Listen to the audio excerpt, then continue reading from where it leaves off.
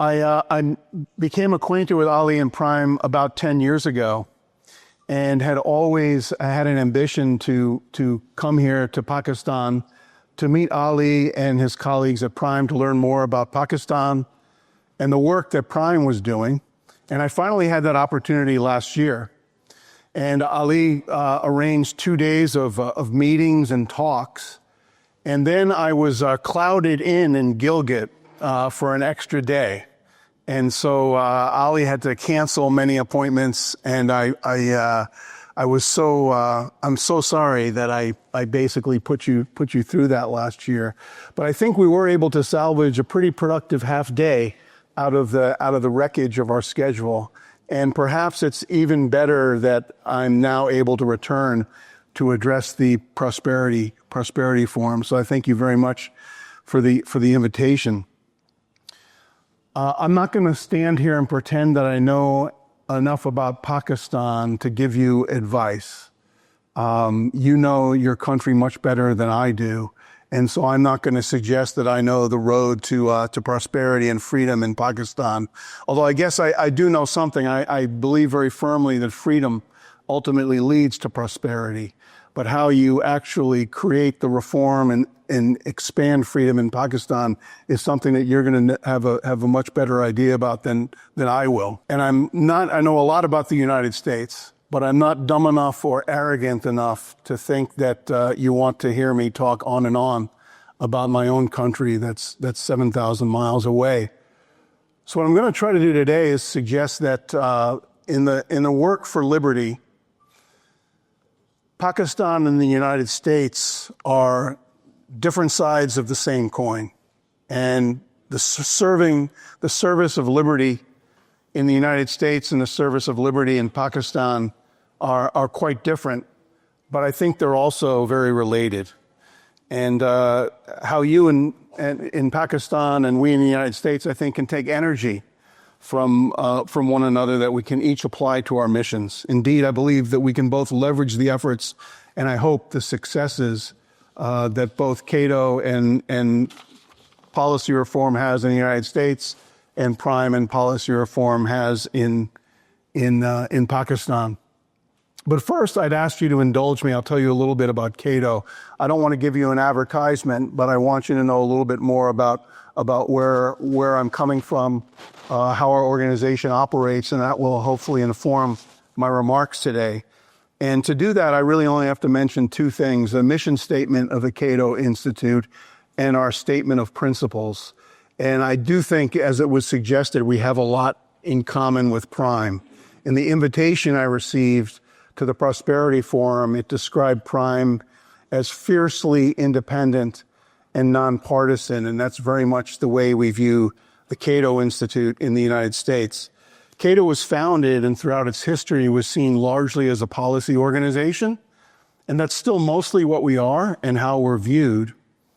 But over the nearly 50 years of Cato's existence, we have been strongly rooted in principle. We don't align with either of the two major parties in the United States. I don't feel any more gravitational pull to the conservative and Republican side of the spectrum as I do to the Democratic or progressive side of the spectrum. So we've clearly had a mission to be rooted in principle and to be independent, truly independent and nonpartisan. And as a result, the organization has enjoyed and earned a reputation for nonpartisanship, independence, and most importantly, adherence to principle.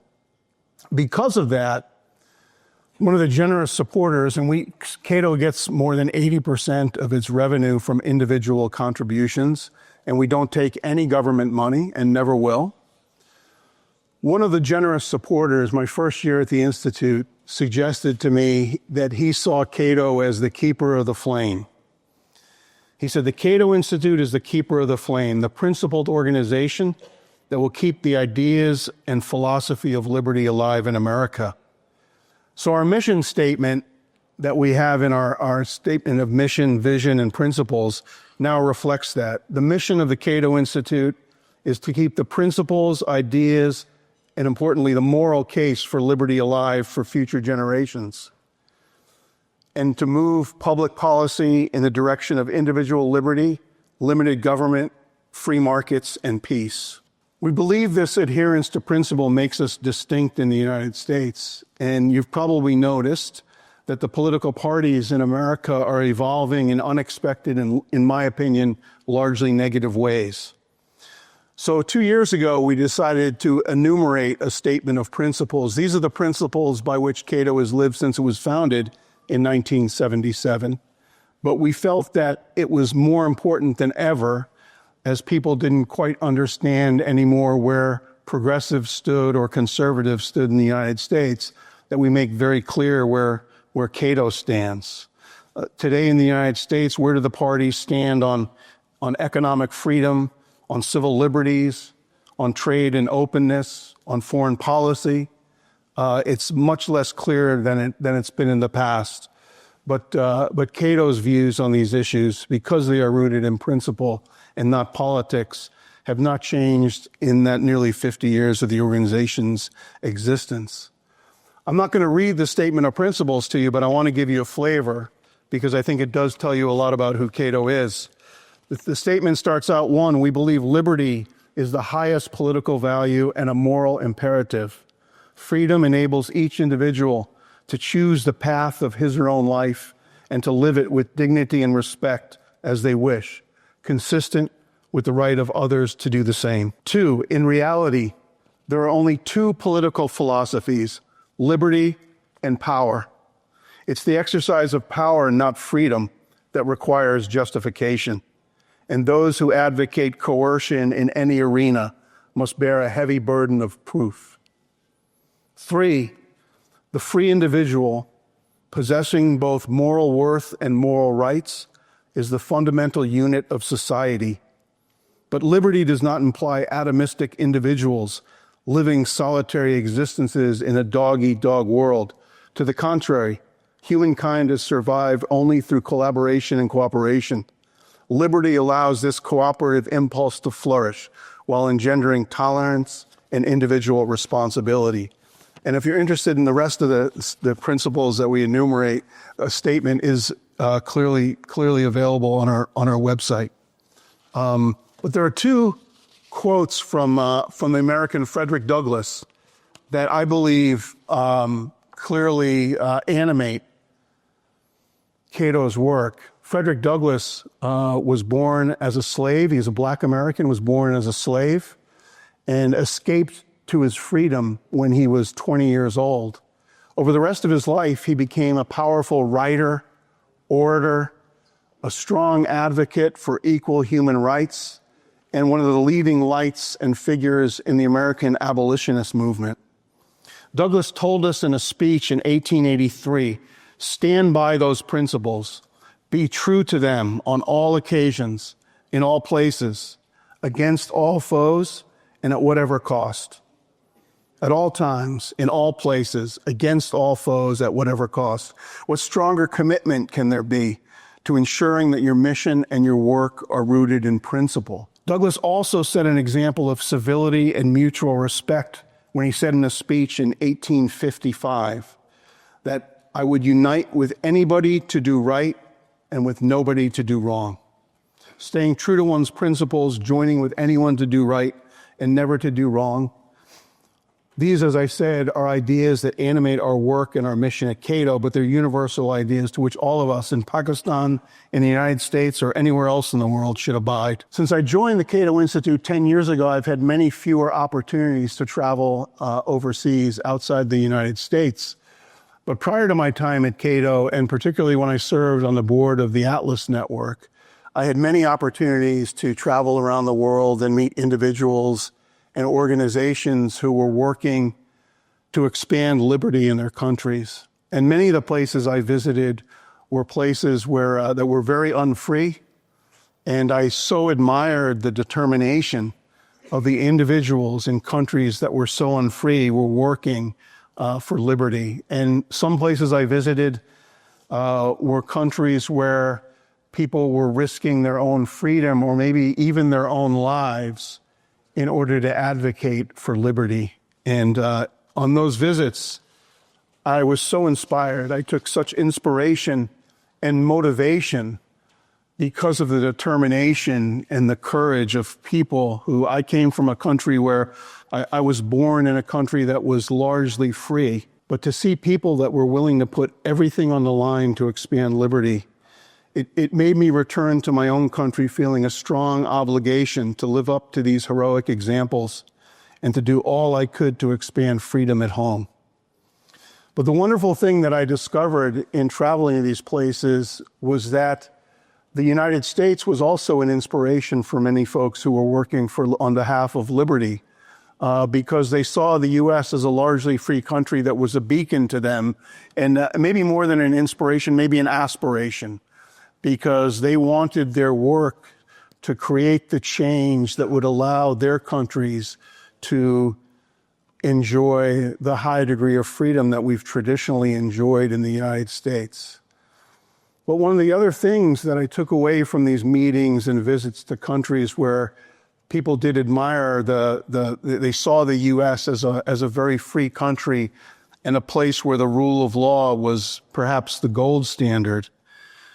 Underneath, I felt a much less positive message, that there was a concern that maybe in the United States we were beginning to blow it, that the rule of law was beginning to be undermined, and that liberty might beginning to be in retreat. And this brings me to how Pakistan and the United States are two sides of the coin in the mission to grow liberty, two facets of the global struggle for freedom, one with a long established tradition and the other working to define its future. One of the cornerstone projects at the Cato Institute is the Human Freedom Index that we publish annually. And this was inspired by Milton Friedman, who said it would be great if we could actually make an attempt to measure the degree to which human freedom existed around the world. And at the time Milton suggested this, the data simply wasn't available to do that. But now annually, we quantify the degree of freedom in most of the countries of the world, and we measure it as economic freedom, but also personal freedom. The profile of Pakistan that emerges is that it remains among the less free nations, but with some positive trends in economic freedom. In the 25 years in which we make measures with the Human Freedom Index, there has been a modest increase in economic freedom as we measure it in Pakistan, but that overall human freedom has remained relatively constant over that time because there's been an offsetting modest decline in personal freedom. Overall human freedom, as I said, in Pakistan has remained relatively stable. But what's interesting is one surveys the nations of the world in the Human Freedom Index. It shows that freedom is not static. It's a process. And Pakistan today has opportunities to shape its own path. And that's why the theme of this conference, Reforms for Growth, is so important, and why the work of Prime is critical in order to define opportunities to increase growth and to spearhead the economic and regulatory reforms that can accomplish this. The result will be an increase in freedom and prosperity. I was encouraged by my trip to Pakistan last year. I was invited to be part of a delegation that was discussing foreign investment in the country. And I'm not an investor, so I'm not going to comment with any authority on the prospects for success, but I found that to the extent that the country was treating foreign investment as a priority, I found it promising. I also learned of reforms in entrepreneurship and innovation, which are obviously critical elements in nurturing prosperity. And finally, after 10 years of knowing Ali, I was, of course, heartened to learn more about the critical work that Prime and others are doing to implement economic and regulatory reforms that will be so important in fostering growth and openness. One of the biggest takeaways that I had from my trip last year is the tremendous potential of Pakistan's human capital, given the youthfulness of the country's population.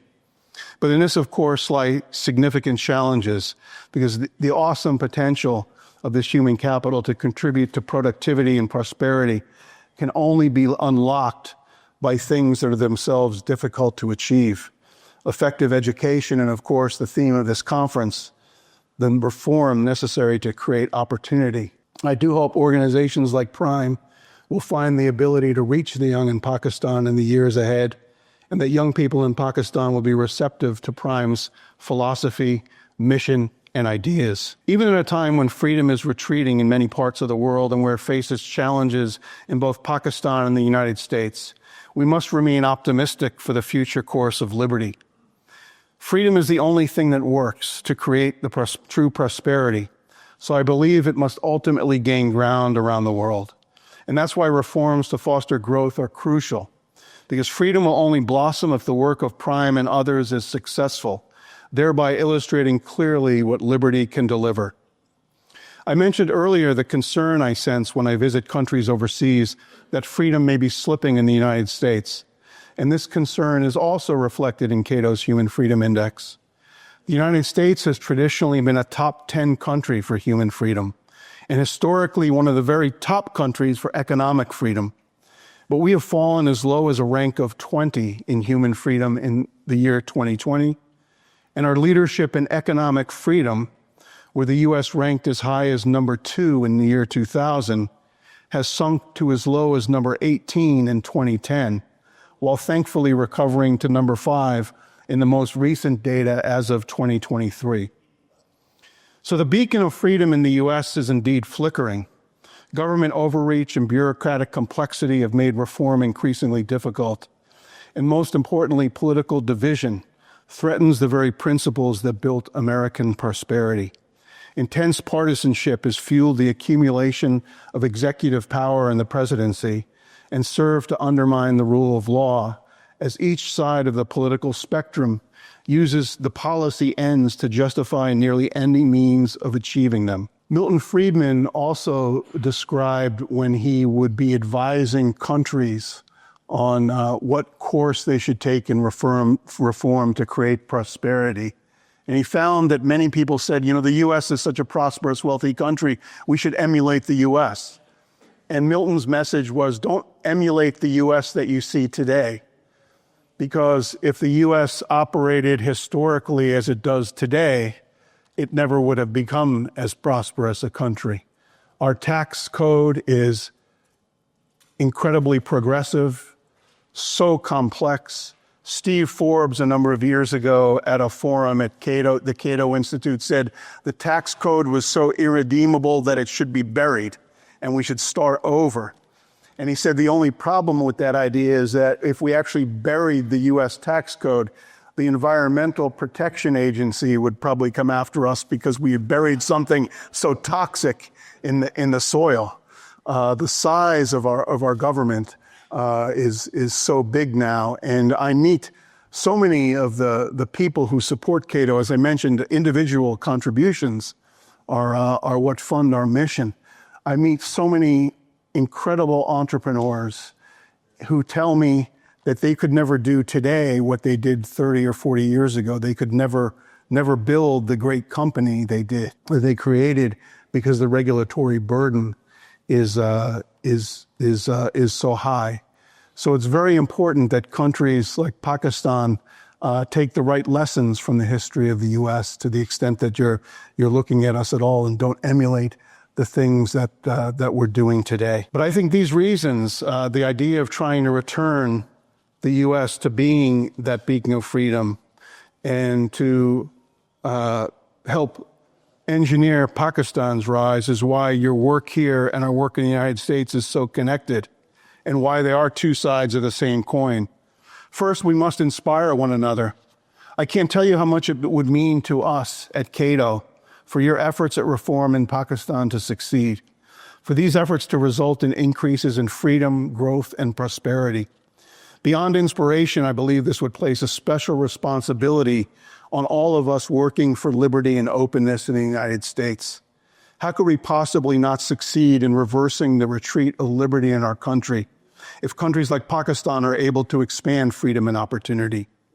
We who have had the good fortune of being born in a very free country have no excuse to squander that freedom if less free countries are able to rise. In doing so, we can return the U.S. to being a beacon of liberty for the rest of the world that does not flicker, but one that burns brightly. In this way, we can turn your inspiration to us into our own inspiration for others. Freedom is contagious.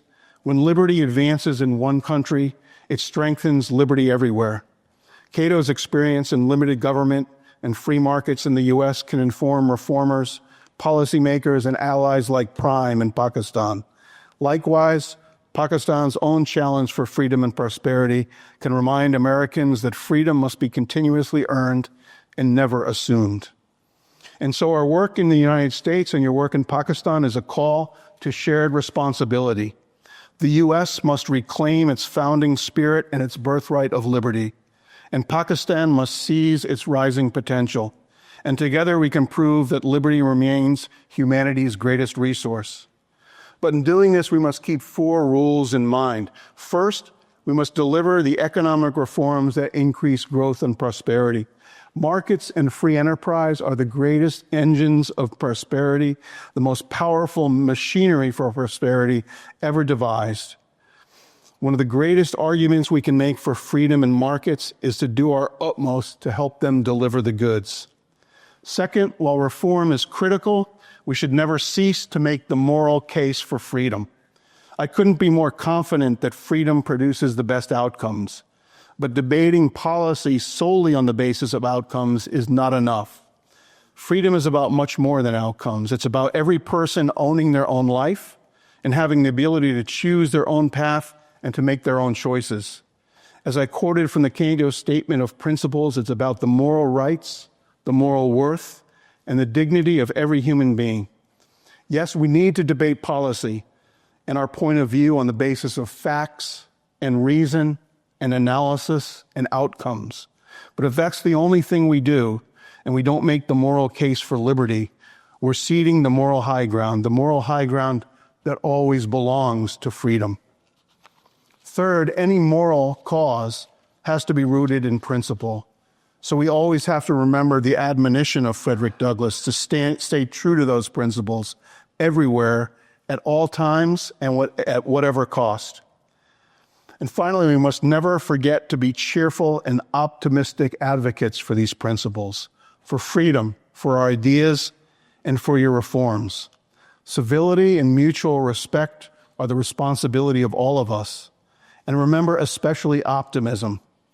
Liberty is a potent engine of prosperity and contentment. It's one of the few things in life that actually lives up to the hype. So let us always remember that its future is bright, and with it, our future is bright. Regardless of the challenges we face, we always have to remember that there's never been a better time to be alive as a human being than right now. And through the work of all of us, through the efforts and success of Prime and its allies, things will only get better still. Thank you so much for having me.